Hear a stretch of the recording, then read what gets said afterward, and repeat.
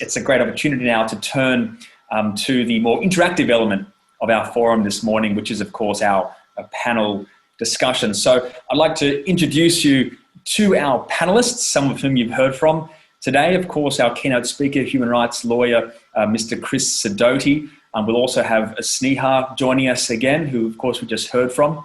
Makki from the South Sudanese Youth Ambassador Group, who we first met in the video message from his community. We'll also hear from Mr. Amadu from the Bantal Pulaar community, who we heard from earlier in the forum, and also Mr. Jawat Kabir from the Burmese Rohingya community in Australia. We'll also be joined by Yassmen Yahya. Yassmen, she arrived in Australia in 2007 as a humanitarian entrant, and she's worked with the Mandaean community and rose actually to the position of president for 2 terms. She's worked with refugee organisations, immigration lawyers, and the Australian government to advocate for ethnic minorities. So it's a great privilege to have Yassmen on the panel. And lastly, Subadra Velayudan. Now, Subadra came to Australia from Sri Lanka, and she has got more degrees and diplomas than I can honestly count. Community services, social sciences, training, assessment, teaching, counselling. She's currently with STARTS as the Families and Cultural Transition Project Officer, and she's been supporting the Tamil Senior Group, which we heard from earlier this morning from the very beginning.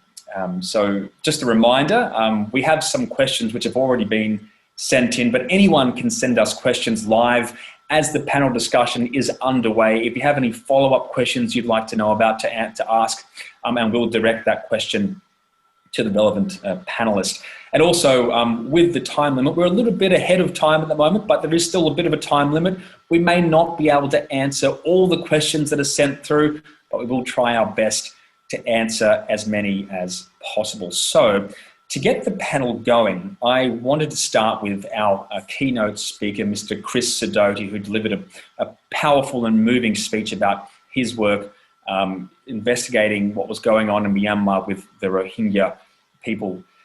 Chris, I wanted to know, what do you think Australia should be doing to assist the plight of the Rohingya? What more can Australia do? Thanks, Darren. I'd instance a number of things that we can do, both at the political level and at the more direct service level. At the political level, Australia needs to be more vocal in international forums about the situation of the Rohingya. We have been good, but we could be better. We don't take it up as strongly as we should within UN forums like the United Nations General Assembly, but we've been very supportive in Geneva at the UN Human Rights Council. Certainly, we've not gone as far as a number of countries in placing sanctions on individual military leaders, and we need to be doing that. So there are things that we can do politically. At the basic humanitarian level, we need to be engaged in the camps in Cox's Bazar to work with the people to determine what they want. And I place stress on that last part, what they want. Of course, they want to go home. They want to go home in safety. They want to go home with their rights protected and the persecution ended. But that's not likely in the foreseeable future, unfortunately. So how, in the meantime, do we support people? There may be some who want to come to Australia, and we need to be open to that. We had a fabulous program 40 years ago called the Comprehensive Plan of Action in dealing with the surge of refugees after the Indochina War. And we cooperated with many other states in the region in providing permanent settlement for more than 1 million people in the space of about 3 years. The situation of the Rohingya needs something as dramatic as that, if that's what they want. The starting point, however, is asking them what they want and listening to them. Thanks for that response, Chris. We have a question that has been sent in, and it's based around how we as ordinary citizens in Australia should respond to the situation such as that which the Rohingya find themselves in. Rather than responding through anger, the question asks, how do we respond through compassion? How should we give families the dignity of their experience and stories? for us as ordinary Australians, the first step is engaging with people who are here. Jawat has talked about the work of the Rohingya community here in Australia. We have a large community here already, and it may be that we will have many more in the future. Reaching out to them and ensuring, particularly in the very severe circumstances of the coronavirus pandemic, ensuring that they are not isolated, that they have the means to be able to continue to live good enough lives in the lockdowns that are being experienced, the restrictions that we have. I think that person-to-person humane contact is where we start. Thank you, Chris. I would also ask the same question of Jawat. How can we respond to the plight of the Rohingya through compassion rather than through anger? I mean, how should we give families the dignity of their experience and stories? Thanks for your question, Darren. It's kind of difficult questions for me. And during pandemic, our community is going through a lot, and I saw them, and they kind of feel like the way we used to live in Myanmar is kind of feel like it's like happening in here, And when the pandemic started, we used to stay home, and it's kind of like in Burma, when you have to go out, you need to get a permit. It's kind of having the same feeling, It's very difficult for us. Thank you, Jawat. Australia could do a lot more, but I understand our community want to go home, have their land, give back to them. And also we have a lot of families here who live in long enough, and Australia should be open to their families so they can reunite with the families here in Australia. Thank you, Jawat. I guess as a follow-up question to you, how do you motivate younger generations in the Rohingya community here in Australia to dream big and to carry the flame forward for the community? To be honest, we don't even need motivations for the young, and they already know what they want, and we're just here to support to what they want, what is desired for their futures. But as a first generation here, we have a lot of settlement issues because the system is new, and to navigate all this difficult system is a little bit hard, and they need constant guidance what to do. And at the moment, I'm also working as a caseworker, and I'm very engaged with my community. Yeah, and I guess the concept of mental health within the Rohingya community, this is a question that has been sent in. One of our attendees would like to know, are there particular focuses on mental health within the community, whether we're talking about someone who is older or younger? The impact of mental is very huge in our community, but obviously the community don't recognize the mental health issue is important.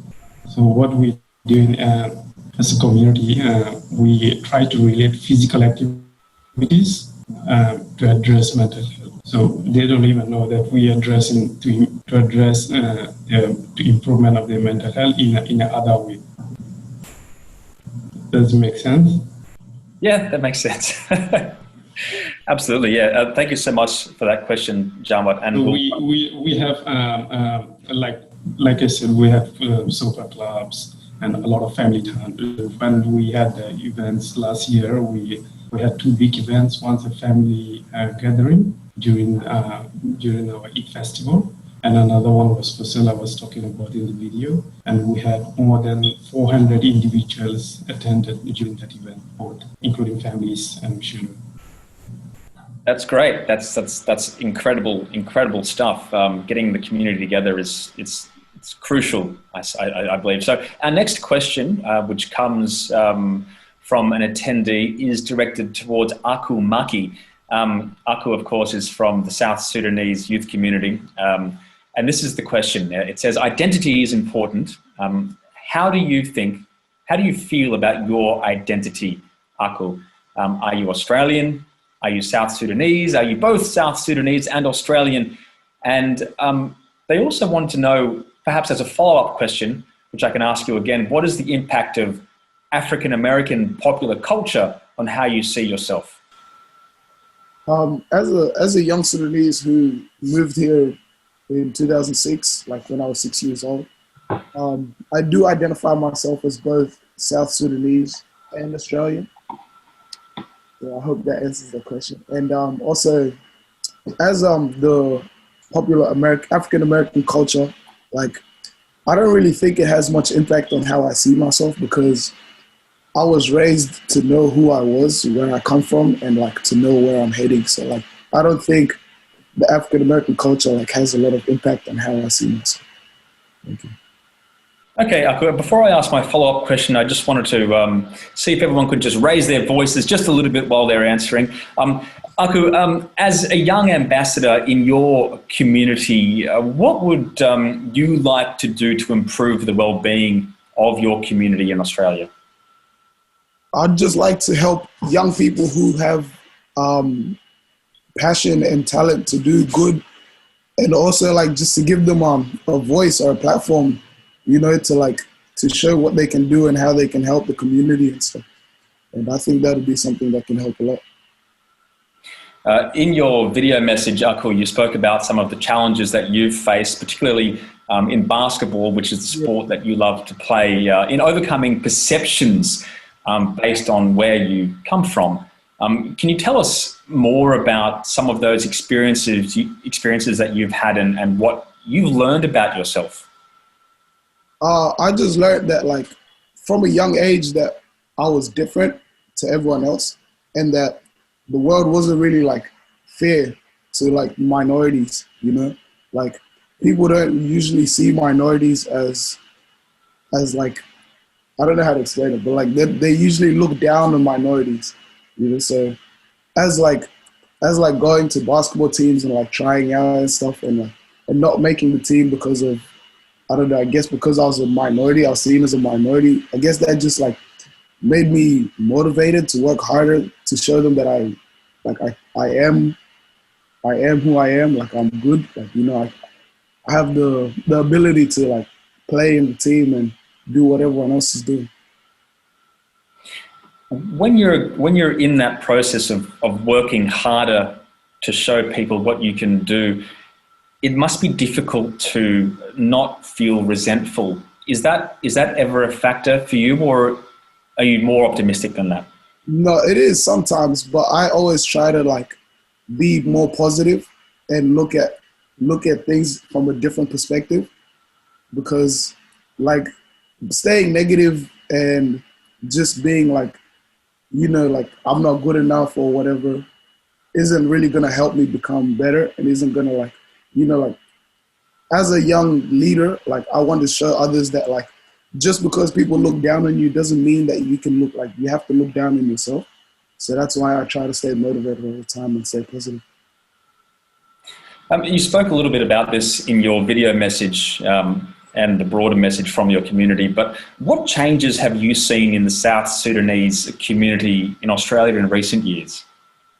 In the recent years, I've seen more like South Sudanese people become like more noticeable. Like, you know, like more young people are finding what they really want to do and what they want to be known for, and they are working towards that. Like, there's a lot of young people doing a lot of different things in our community. So we have a lot of people playing basketball, you know, models. We have people that are making music, people that are in politics. We have lawyers now. You know, there's just a lot of different people, and they're all doing like things to help out in their communities.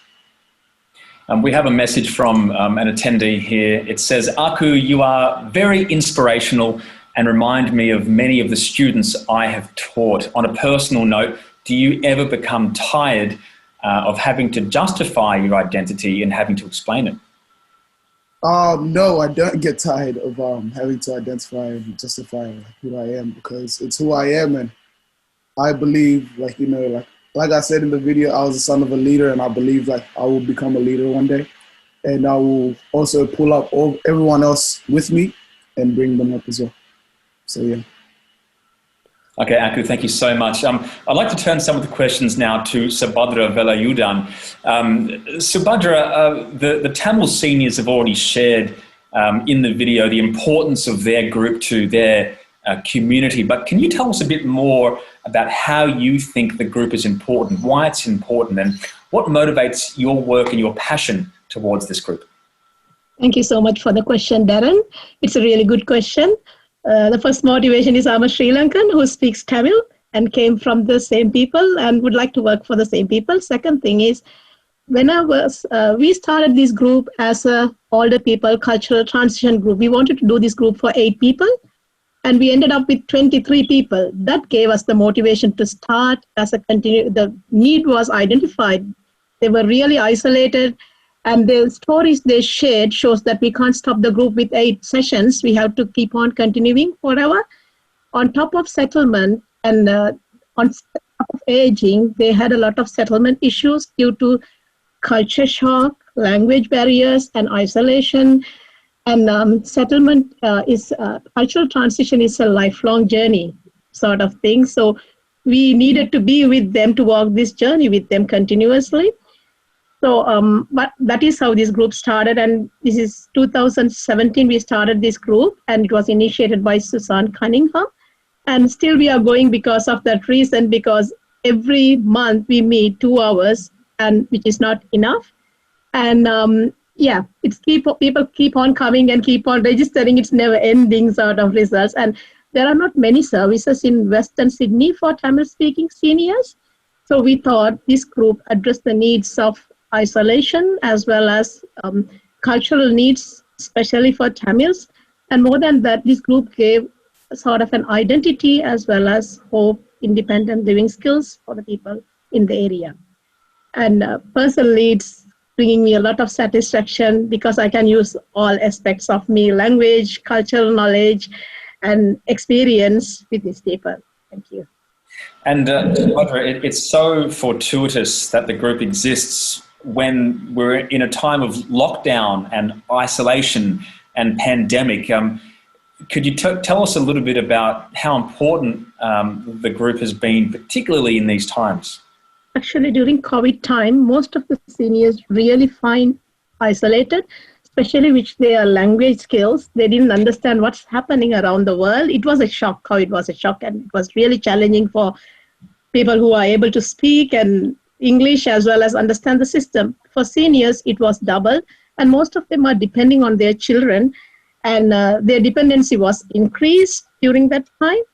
And during that time, we had to give hope, and their technological skills were very limited on top of English. So we really struggled, but the connection that made within these 2 years, it was very easy for us to remind the skills we learned through the groups, remind the techniques we sort of discuss during the group sessions. We were able to remind all those things, and we provided these small pieces of the tiny clothes, and we told them, please make something. One day when we come back, we are going to join those pieces of clothes together to make a huge sort of a complete product to show the world. During COVID, this tiny piece of cloth gave us hope and helped us to get connected. So that small, tiny piece of clothes make them to sort of talk to each other. While they are talking, they check each other, how they are doing sort of thing. And and not only that, on Mother's Day, our facilitator, Yasoda Pasmadadan, visited each of their houses and dropped a piece of artwork for them to paint. And through that, they kept the connection going. They contacted each other over the phone, and they checked how each others are doing, and they had this hope one day when COVID finishes, we will come back, we will meet each other, we will keep this going. Subadra, we have a couple of questions for you from the forum attendees. The first of them, they'd like to know, how do we engage with the Tamil group to inspire seniors from other refugee communities? What a great message on mental health. Sure. I answered, I typed, but I would like to repeat again. We can sort of connect sharing a story like this would help them to take it as a model for them to use. Second thing is connect the seniors group with the senior members to talk to the other community groups if possible, and bring these stories like live videos with translation to send to the other communities to ask questions and learn from them. I'm happy to, if anyone has to come to our group is open, please come and ask the questions from them. They would answer you much better than I do. And that would give you an open door for you to learn. There you go. For anyone listening, all attendees, please reach out to Subadra and the Tamil Senior Group for more knowledge and information. And there's one more question for you, Subadra. How important is it to inspire our elders within refugee communities like the Tamil community to participate in and connect with their community, particularly at an older age? Especially the people who come as refugees, they lost their identity. More than that, they really struggle to get connected with the mainstream, even within their community, because of their limitation of language, limitation of the knowledge of the culture, as well as limitation, like a knowledge of the system in Australia, especially if I take Sri Lanka. We do not have an aged care system very popular back home. So this system itself is really challenging, and the expectation of the elders when they come to the country, they think that they would be able to continue the same system here of like the collectivist cultural thingy. But after coming here, they get the shock that the individualist cultural system, where younger people get familiar with those things very quickly than the seniors, though they feel really isolated and lost sometimes, and they do not have a language to express their needs and get connected to the mainstream community. So it's really important for their mental health as well as physical health, and live independently. And the lifespan in Australia is much, much higher for the seniors compared to our country. So they need a lot of services and support, especially the people who are migrating to Australia, especially as refugees. Okay, thank you, Subadra, for that response. Our next questions are for Sneha Chatterjee, who's, of course, Regional Director for New South Wales ACT with the Department of Home Affairs. And Sneha, one of our attendees has written this. They say learning English is one of the most important tasks for those that have arrived as refugees to Australia to be empowered, to participate in and contribute to the life of the community. Sneha, could you tell us more about the new initiatives in the Adult Migrant English program to make learning English more accessible and successful? Thanks, Darren. Oh, it's October? Okay, just checking. So there's some specific arrangements under AMEP. So they were announced by the Acting Minister for Immigration, Settlement, Multicultural Affairs, Citizenship week before last. So the AMEP changes will come into effect as the service provider arrangements are reviewed. So that's kind of over the next 18 months. I'm happy if it's helpful there's a fact sheet that the department has done that has more specific, a more specific outline of those changes, which is probably more relevant and maybe more helpful than me just kind of rattling through them for you. So I'll get that through to the organisers, and we can circulate that to attendees.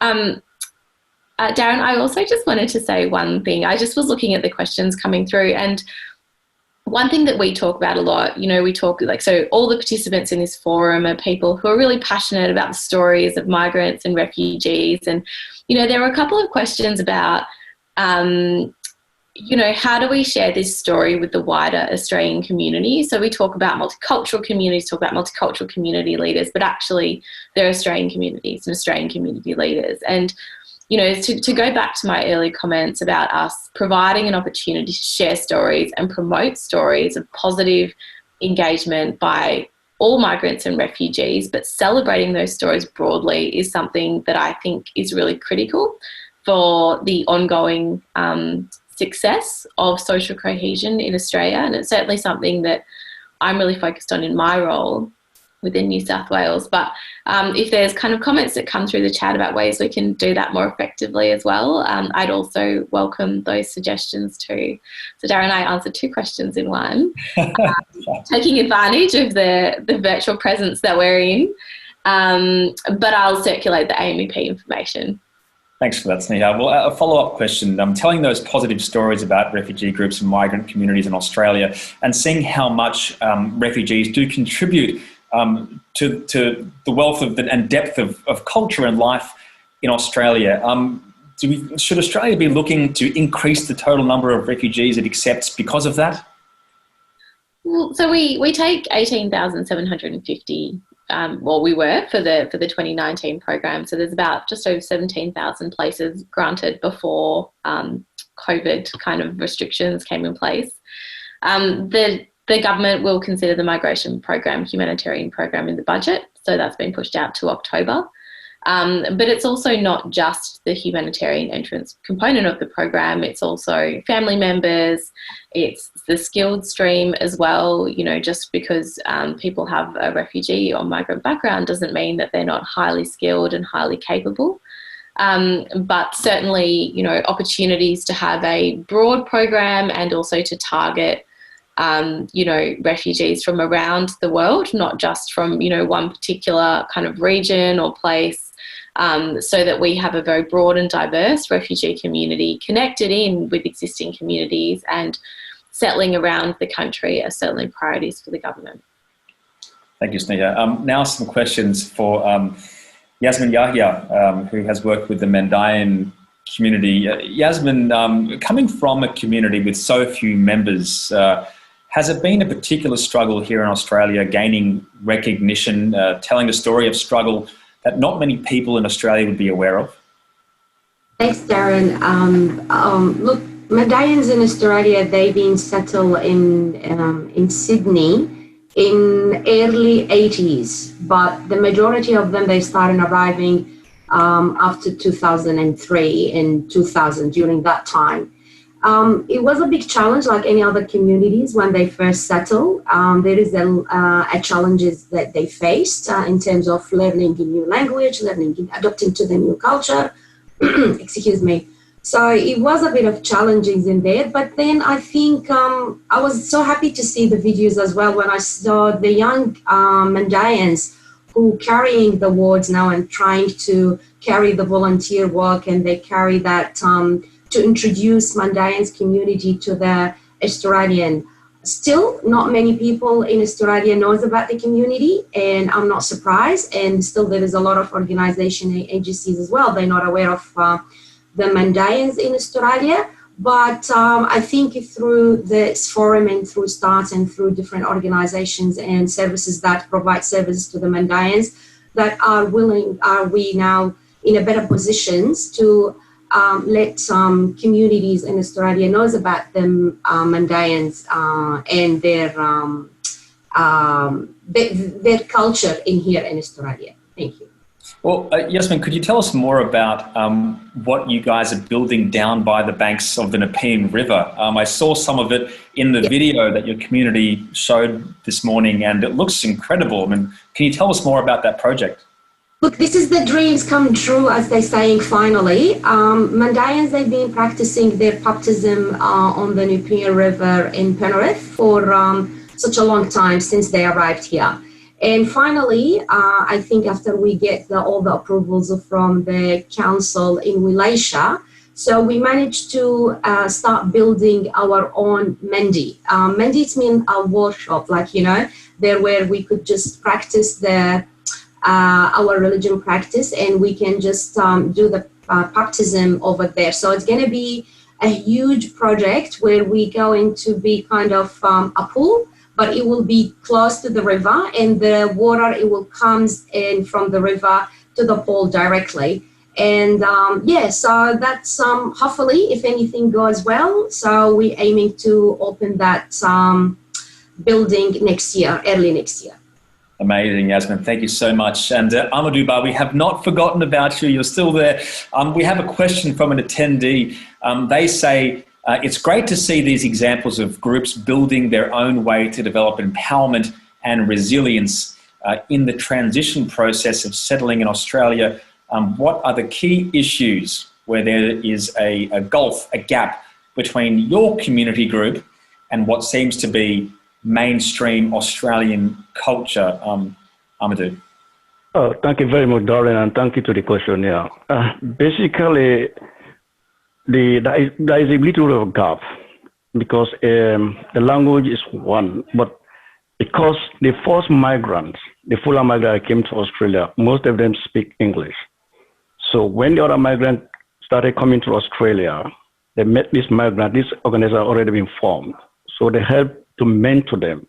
So accessing mainstream, so it's very easy for them to access mainstream through this previous migrant in Australia. That's the one main thing. The other aspect of it is this.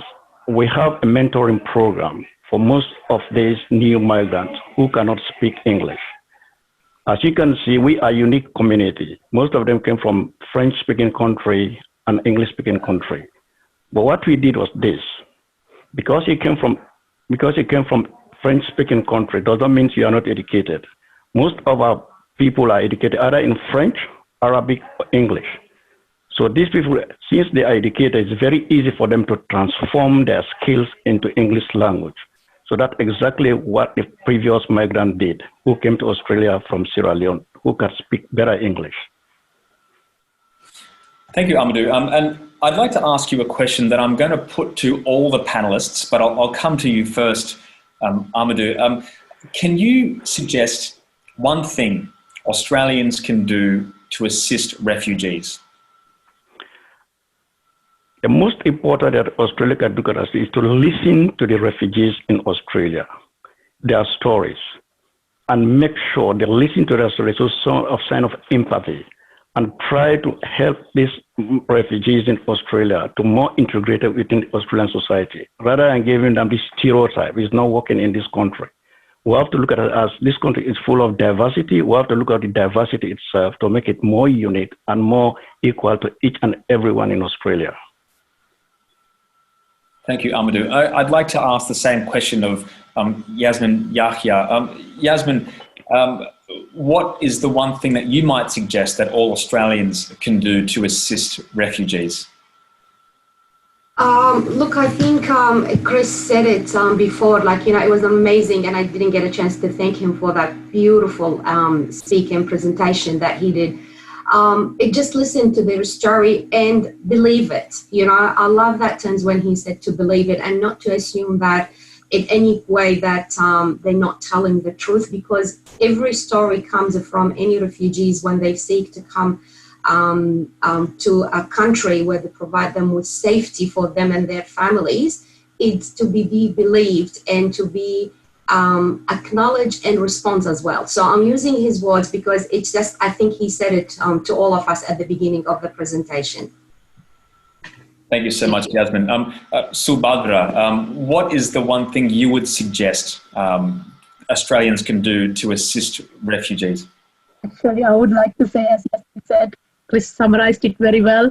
Listen to them with empathy and believe them and respond to them. On top of that, I would say accept them as they are, because no one walked the journey as they did. So accept them with empathy as they are. That's the biggest thing I would request from the Australian community. Thank you. Excellent. Thank you so much. Mr. Jawat Kabir from the Burmese Rohingya community in Australia, what is your message? What can we do to help refugees?